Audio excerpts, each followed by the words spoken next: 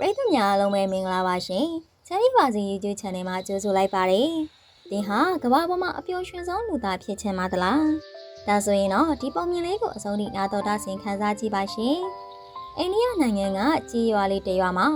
အာကီလို့ခေါ်တဲ့လူငယ်လေးတစ်ယောက်ရှိပါတယ်။သူဟာတာမန်လယ်သမားမိသားစုကဖြစ်ပြီးသူတို့မိသားစုကတိတ်မချမ်းသာသလိုတိတ်လည်းမစင်ရဲပါဘူး။အာကီမှာစီးကြီးတဲ့အဝယ်စားတွေမရှိသလိုသူ့အိမ်ထဲမှာလည်းပတ်စံတွေအပြည့်မရှိပါဘူး။နေ့တိုင်းအာကီဟာရွာကချမ်းသာတဲ့သူတွေကိုကြည့်ရင်ငါမှဘာမှမရှိဘူးပတ်စံလည်းမရှိပျော်ရွှင်မှုလည်းမရှိဘာလို့ငါအမြဲတမ်းငါနောက်မှပဲရှိနေရတာလဲလို့စဉ်းစားကအမြဲတမ်းအားငယ်နေမိတယ်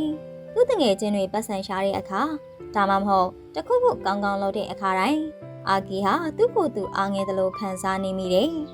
ဖြည်းဖြည်းချင်းနှက်ဆိုင်တဲ့ဝမ်းနည်းမှုတစ်ခုသူ့နှလုံးသားထဲမှာစတင်ကြီးထွားလာပြီးဘဝဆိုတာလေးလံတဲ့ဝင်တစ်ခုလိုခံစားလာရတယ်နေ့တိုင်းအာကီဟာလေကွင်းထဲမှာသူ့အဖေကိုကူညီပေးတယ်။ဒါပေမဲ့အတွင်းစိတ်ထဲမှာတော့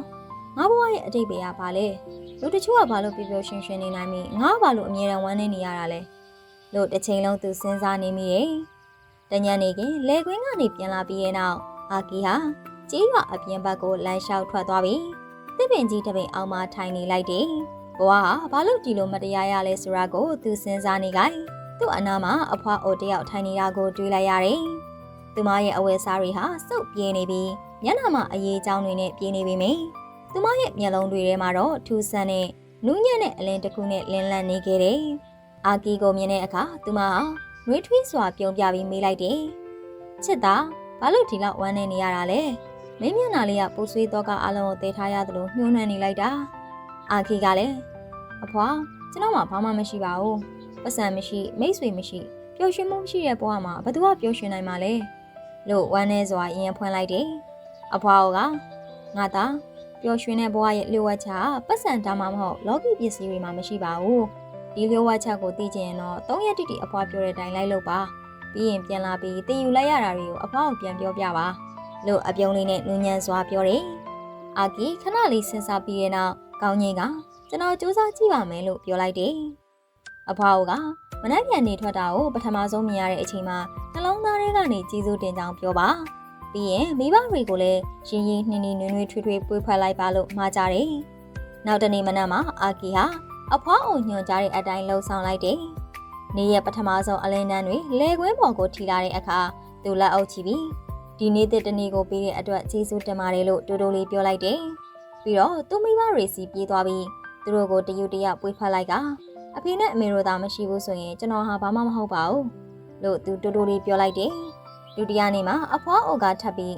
းဒီနေ့တော့တစုံတစ်ခုပြန်မှန်မျောကိုပဲကိုညီဖို့လိုအပ်နေတဲ့သူတယောက်ကိုကိုညီပေးပါလို့သူကလမ်းညွှန်လိုက်တယ်အာကီဟာလမ်းမှာချင်းတုပ်ကြီးကိုမနိုင်မနှင်းသယ်နေတဲ့လေသမားအိုတယောက်ကိုတတိထားမိသွားတယ်မဆိုင်မတော့သူပြေးသွားပြီးကိုညီပေးလိုက်တာကြောင့်လေသမားအိုကသူ့ကိုပြုံးပြလိုက်ပြီး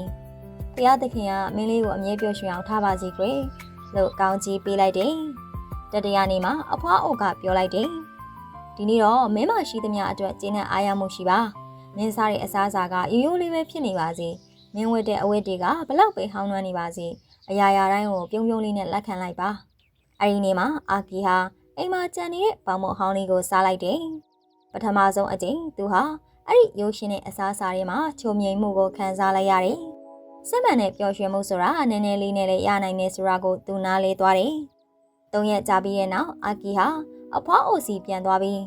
အဖွားကြီးကျွန်တော်အခုနားလဲသွားပါပြီပျော်ရွှင်မှုဆိုတာအပြည့်မှာမဟုတ်ပါဘူးအတွင်းမှာပါကျေးဇူးတင်တတ်မှုအခြားသူတွေကိုကူညီမှုနဲ့ရောင်ရဲတင်းတိမ်မှုဒါကမှစစ်မှန်တဲ့ပျော်ရွှင်မှုပါလို့သူကပြောလိုက်တယ်အဖွားအိုကပြုံးပြလိုက်ပြီးထပ်ပြောတယ်မှန်တဲ့ချစ်သားဒီအချက်ကိုအမြဲမှတ်ထားပါမင်းရဲ့နှလုံးသားထဲမှာရောင်ရဲတင်းတိမ်မှုရှိတဲ့၍သူတစ်ပါးကိုကူညီလိုတဲ့စိတ်ရှိတဲ့၍ဘယ်ပူဆွေးမှုကမှမင်းကိုအနိုင်ယူလို့မရပါဘူးအဲ့ဒီနေ့ကစပြီးအာကီပြောင်းလဲသွားတယ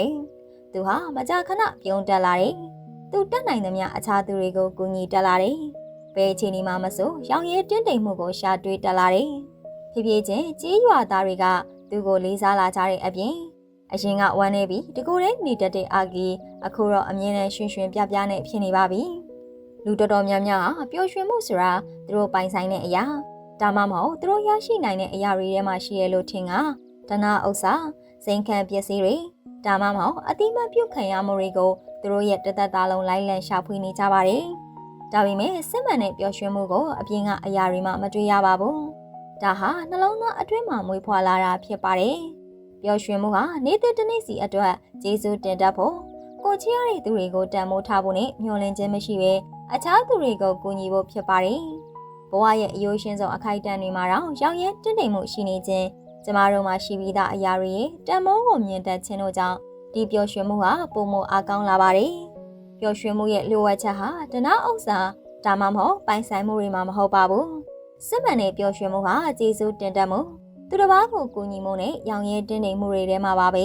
။ကဲအခုနောက်တော့ဒါဆင်ခန်းစားနေကြတဲ့ပရိသတ်ကြီးတို့လည်းဒီပုံမြင်လေးတွေကနေသင်ခန်းစာတစ်စုံတစ်ခုရရှိလိမ့်မယ်လို့မျှော်လင့်မိပါတယ်။